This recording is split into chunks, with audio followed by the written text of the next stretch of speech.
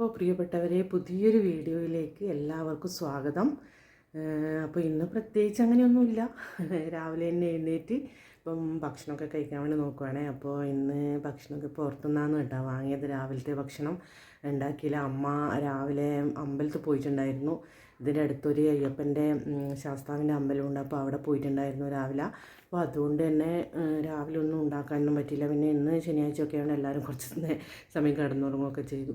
അപ്പോൾ പുറത്തുനിന്ന് വാങ്ങിയത് അപ്പവും ഗ്രീൻ പീസ് കറി അതുപോലെ തന്നെ മസാല ദോശയൊക്കെ വാങ്ങി നമ്മളെല്ലാവരും കഴിച്ചു.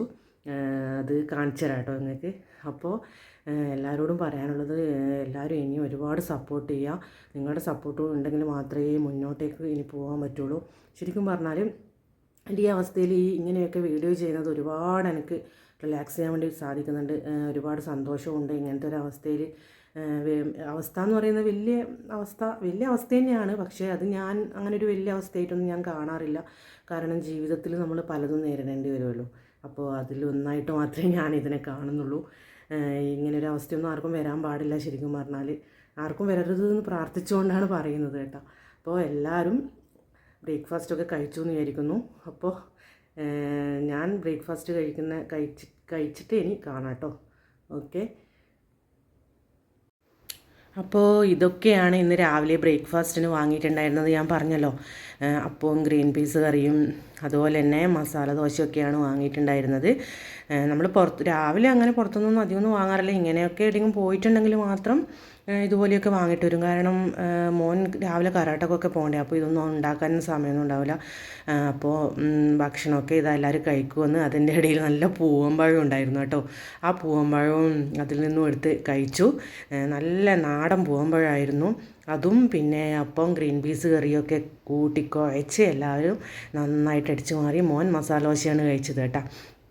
അപ്പോൾ രാവിലെ എന്ത് തന്നെയായാലും നമ്മൾ ബ്രേക്ക്ഫാസ്റ്റ് നല്ല രീതിയിൽ കഴിക്കണമെങ്കിൽ മാത്രമേ നമ്മുടെ ആരോഗ്യത്തിന് നല്ല ഒരു ഇത് കിട്ടുകയുള്ളൂ. എന്ത് ഒഴിവാക്കിയാലും നമ്മൾ ബ്രേക്ക്ഫാസ്റ്റ് ഒഴിവാക്കരുതെന്നല്ലേ പറയാം. അപ്പോൾ അമ്മ എന്ത് ചെയ്തെന്ന് വെച്ചാൽ നമ്മുടെ കുറച്ച് നാടൻ പച്ചമുളക് അവിടെ കൊണ്ടുവന്നു. നാടൻ പച്ചമുളക് വാങ്ങിയതാണ് കേട്ടോ. ഒരാൾ വീട്ടിലുണ്ടാക്കിയതാണ്. അപ്പോൾ അത് വാങ്ങിയത് നല്ല മുളക് ഉണ്ടാക്കുന്നതിന് വേണ്ടിയാണ് വാങ്ങിയത്. അത് അമ്മ ഉണ്ടാക്കും. അതിന് ശേഷം അവിയൽ ഉണ്ടാക്കാൻ വേണ്ടിയിട്ടുള്ള കഷ്ണങ്ങളൊക്കെ ഞാൻ അടുക്കളയിൽ പോയിട്ട് മുറിച്ചിട്ട് വെച്ചു. ഇന്ന് അവിയൽ ഉണ്ടാക്കാമെന്ന് വിചാരിച്ചു. നല്ലൊരു കറിയല്ലേ അവിയൽ. അതുപോലെ തന്നെ എളുപ്പത്തിൽ ഉണ്ടാക്കാനും പറ്റും. നമുക്ക് ഉള്ള കഷ്ണങ്ങളൊക്കെ മുറിച്ചിട്ടിട്ട് എന്ത് ചെയ്തു, അത് അടുപ്പത്തേക്ക് വെച്ച് മഞ്ഞൾപ്പൊടിയും കുറച്ച് വെള്ളവും ഒക്കെ ഒഴിച്ചിട്ട് അടുപ്പത്ത് വെച്ച് തേങ്ങയും ജീരകവും അതുപോലെ തന്നെ വെളുത്തുള്ളിയും ഒതുക്കിയിട്ട് ഈ പരുവത്തിലാണ് നമുക്ക് കിട്ടുക കേട്ടോ. മഞ്ഞൾപ്പൊടി കുറച്ചിട്ട് തന്നെയാണ്, എന്നാലും കളർ ആവശ്യത്തിനുണ്ട്. നല്ല ടേസ്റ്റും ഉണ്ടായിരുന്നു. തൈര് കുറച്ച് ഒഴിച്ച് എല്ലാം കൂടി കറിവേപ്പിലയും വെളിച്ചെണ്ണയൊക്കെ ഒഴിക്കുമ്പോഴത്തേക്കും നല്ല ടേസ്റ്റായിരുന്നു അവിയലിന്. അതും കൂട്ടിയാണ് കേട്ടോ ഇനി ചോറ് തിന്നാൻ പോകുന്നത്. അപ്പോൾ ഭക്ഷണമൊക്കെ ആയി കേട്ടോ. ഭക്ഷണമൊക്കെ ആയി. ഇനി കുറച്ച് കഴിഞ്ഞിട്ടേ കഴിക്കൂലൂ. ഇന്ന് അവിയലുണ്ടാക്കി. അതുപോലെ തന്നെ പിന്നെ മാന്തയില്ലേ, മാന്ത എന്ന് പറയുന്ന മീൻ, മാന്ത ഫ്രൈ ഉണ്ടാക്കി, മാന്ത കറി വെച്ചു. അപ്പോൾ അതൊക്കെ ഉണ്ടാക്കി. പിന്നെ മോന് ചിക്കൻ ഫ്രൈ ഉണ്ടാക്കി കൊടുത്തു. മോന് പിന്നെ നെയ്ച്ചോറും ചിക്കൻ ഫ്രൈ അങ്ങനത്തെ സാധനങ്ങളോടൊക്കെ കൂടുതൽ ഇഷ്ടം. വെജിറ്റബിൾ കറിയൊന്നും ഇഷ്ടമല്ല.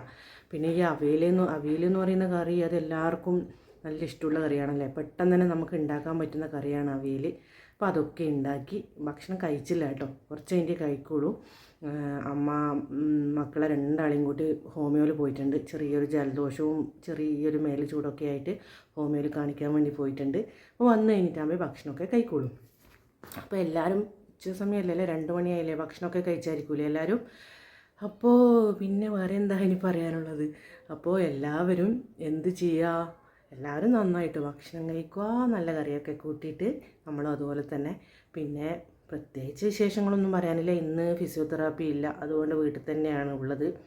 ഇപ്പോൾ എന്താ പറയുക, ദിവസേന തിങ്കൾ മുതൽ വെള്ളി വരെ രാവിലെ പോയാൽ ഒരു ഉച്ചയൊക്കെ ആവും തിരിച്ചെത്താൻ. ഇപ്പോൾ സമയവും മാറ്റിക്കൊണ്ടിരിക്കും. 11 മണിയെല്ലാം ആകുമ്പോഴാണ് ഇനി അടുത്ത ആഴ്ച മുതൽ പോകേണ്ടത്. അപ്പോൾ പിന്നെയും കുറേ ലേറ്റാവും. അപ്പോൾ വന്നു കഴിഞ്ഞാൽ പിന്നെ ഒന്നിനും ആവില്ല, ഭയങ്കര ക്ഷീണമൊക്കെയാണ്.